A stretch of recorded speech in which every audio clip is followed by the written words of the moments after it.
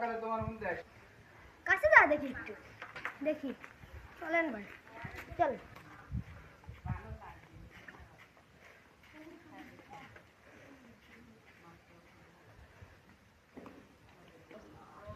এখানে মনে হয় ঘষি দিয়ে 16 ডিসেম্বর উপলক্ষে শহীদ মিনারকে সম্মানিত করা হয়েছে।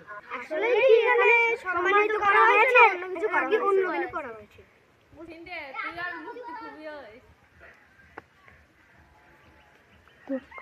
ওই যে একটা ভাই আসতেছে, ভাই একটু আমরা আসেন তো, ভাই কে দিয়ে আসেন তো, কি কোন এই আসেন এদিকে ভাই, এদিকে একটু আসেন তো।